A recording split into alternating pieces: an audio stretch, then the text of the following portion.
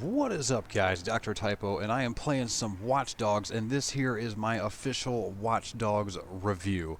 I've definitely had some great times with the game, and I've had a couple bad times, but any of the bad times I had is usually controls related. The controls themselves in the game really just I don't know, they're awkward. And they're nothing like Grand Theft Auto, but there are a couple extra buttons that do, you know, extra things, I suppose. But I know definitely on the Xbox One the controls are very awkward.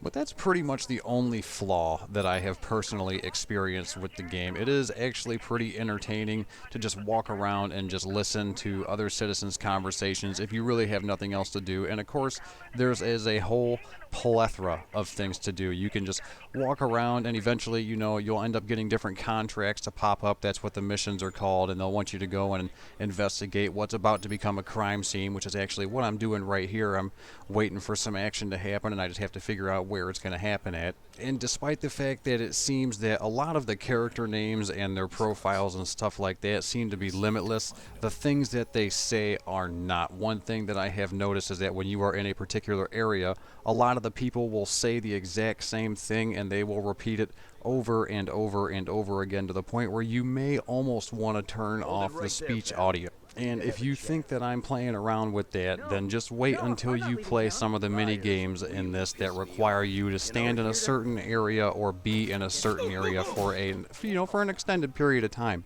Because it's not going to take too long, and you're going to hear the same Chicago accent say the exact same thing at least a dozen times when you're doing something like playing one of the mini games like chess. There is a mini game like, you know, you play chess in this game. Can you believe it? That's one of the mini games. Definitely something that Grand Theft Auto really should go ahead and take notes from. And something else that this game includes is a little bit of a crafting system.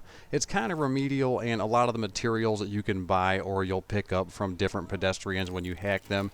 But some of the things you can make is a power called Blackout, and you can also make explosives and a little bit of a lure and stuff, you know, just stuff like that. And the Blackout, you know, is actually, it does exactly what it says it's going to do. It makes everything go dark for a couple of seconds, and it's really helpful when you're doing missions and you need to kind of sneak around, because it's pretty much how you do missions is you sneak through them, or you can just go in guns a-blazing if you want to. But from all the different ways to play the missions and to all the different mini games, there are just multiple things to do in this game, and you really won't run out of much to do. And when you think that you've run out of something to do, you can go to these here control towers that you see me playing with right now, and it's going to open up something kind of like it does in Assassin's Creed, and you're going to reveal a whole bunch more activities for you to do. And of course, if you're uninterested in any of the activities that are available, you can always just have a shootout with the cops, just like you can in Grand Theft Auto, except now you can hack things and make them explode. You can make road barriers come up and go down, or if that's really not even your forte, then you can just pull out your grenade launcher and blow up some cop cars. But then you can even disable helicopters by hacking them.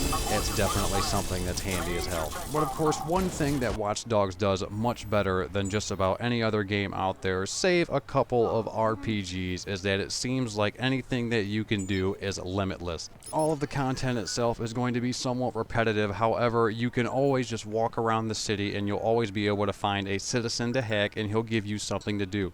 Whether it be run off and solve a crime scene, or just run somewhere and pick up a bag that's going to have money in it, or drugs, or electric parts for crafting, or anything, you know. There could be pretty much anything that you're going to need inside one of these containers. And the story itself really isn't too short. Players will probably be able to blow right through it, you know, in about 6 to 8 hours if they just stick with it and don't really mess around much. However, with the way the online works with this game, it is kind of hard to keep focus on just doing missions and side activities and stuff like that, because anytime that you are in between one of these things, there is a chance that players might just show up in your lobby and begin to hack you or follow you, and you will be tasked with tracking them down and killing them. There are, of course, multiple game modes, so you don't really have to just stick to the hacking or the tailing, which are two of the game modes that I personally like to play the most, both of which require you to kind of be sneaky with around other players. You know, you either have to hack them and stay within a certain area, or just follow them and never be seen.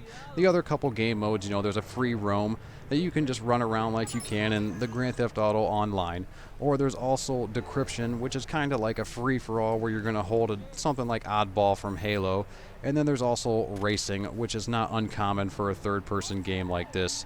Grand Theft Auto, Saints Row, you kind of get the idea. It is definitely a very fun game to play. However, I do not think that it has quite as much replayability as Grand Theft Auto Online, but I do enjoy what time that I've spent with it so far, and I will probably continue to enjoy the time that I spent with it. I don't think that this is one of the games that I'll be getting rid of, seeing as I bought the season pass, and I'm really excited for some of the DLC that's going to come out, some of the new mini games and stuff like that. If I had to give the game a score, I would probably go ahead and give it a 7 out of 10. It is definitely very fun, and it has a lot of replayability. However, there are some control issues, and I'm not really sure how long the replayability is going to last, simply because it's repetitive content.